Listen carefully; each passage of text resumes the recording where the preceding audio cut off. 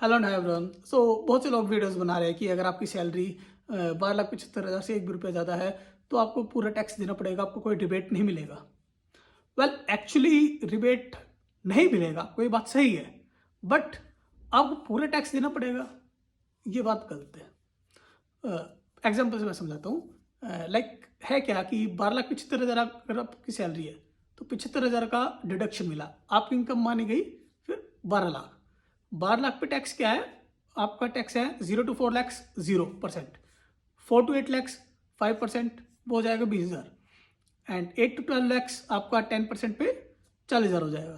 तो total tax बना 60,000, इसमें रिबेट मिला 60,000 का, तो टैक्स पेएबल हुआ 0, आपने 0 टैक्स पे किया, तो रिबेट मिला आपको टैक्स पे 60,000 का।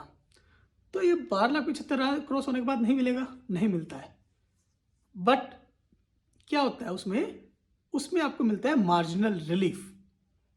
मार्जिनल रिलीफ मिलेगा क्योंकि आपकी उस इनकम को, जो आपकी थोड़ी बहुत इनकम बढ़ी है, जो सैलरी बढ़ी है, उसको उस इनकम को ज़्यादा कंसिडर नहीं किया जाता है, उसको माना जाता है कि इंक्रीमेंटल इनकम है।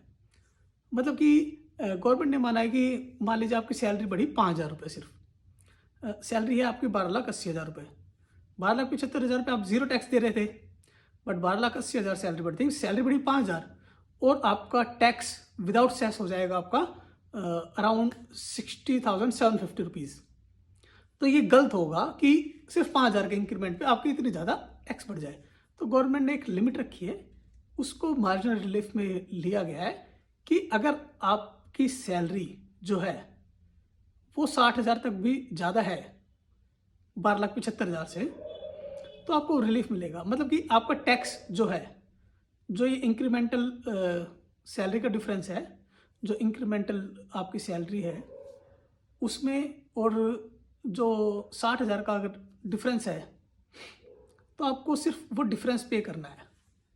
डिफरेंस इन द सेंस, अब जैसे 5,000 का डिफरेंस हो गया तो आपको 5,000 पे करना है 12,80,000 पे, आपको 60,750 प्लस सेस पे नहीं करना है, आपको सिर्फ 5,000 का पे करना है, तो डिफरेंस आया। सेस अगर उसमें अगर पेबल होगा तो वो अलग से होगा, वो मुझे नहीं पता है।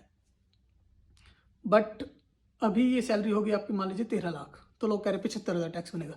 नहीं भाई, 75,000 नहीं बनेगा, उसमें आपको 25,000 का जो डिफरेंस है वो पे करना पड़ेगा। अब 13 लाख से अगर आपकी सैलरी होगी मान लीजिए 13,50,000, तब आपको सारा कोई रिबेट नहीं मिलेगा, तब आपको पूरा टैक्स देना पड़ेगा, तब ये रिबेट हट जाए। क्योंकि जो मार्जिनल रिलीफ है, रिबेट है, ये सभी 60,000 तक की कैप है, इस पर रिबेट आपको 60,000 का मिलता है। बट आपकी इनकम 12,75,000 से ज़्यादा है तो वो आपको रिबेट नहीं मिलता, बट आपको मिलता है मार्जिनल रिलीफ, उसकी भी कैप 60,000 है। तो जब 12,75,000 से 60,000 एक्स्ट्रा हो जाते हैं, 12,75,000 में 25 और 35, मतलब 13-35 के बाद वो बराबर हो जाता है 60,000, तो उसके बाद आपको ये रिलीफ नहीं मिलेगा, मार्जिनल रिलीफ। फिर आपको सारा टैक्स पे करना है, फिर आपको रिबेट का भी हट जाएगा आपका। मान लीजिए 13,50,000 आपकी इनकम है, तो आपको पे करना होगा उस पर 13,50,000 में से 75,000 स्टैंडर्ड डिडक्शन कर लीजिए, आपकी इनकम हुई 12,75,000।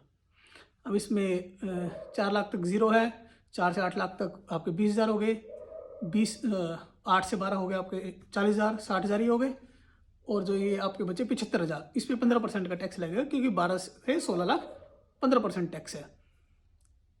इसमें आपका आएगा लगभग 11,000 समथिंग टैक्स आ जाएगा, बन जाएगा आपका 75,000 पे। ये आपका टैक्स बन गया। फिर इसके बाद टोटल टैक्स आपका बन जाएगा, एक सेकेंड में, अराउंड समथिंग 71 to 50 हो गया, और इसमें आपका जो सेस लगेगा 4%, वो हो जाएगा 2,850। तो टोटल आप पे करें 74,100 अगर आपकी इनकम 13,50,000 है तो। और इसमें एक और है, आपको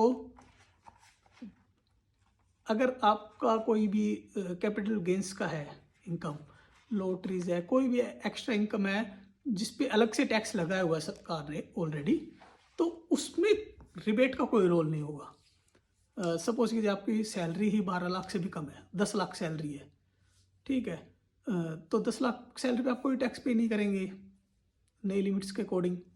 बट अगर आपको कैपिटल्स गेंस हुआ है 1 लाख का, तो उस 1 लाख पे आपका जैसे 20% है जहाँ तक मुझे पता है, तो 20% 1 लाख पे 20,000 रुपये का आपको टैक्स पे करना पड़ेगा, वो रिबेट में नहीं आएगा।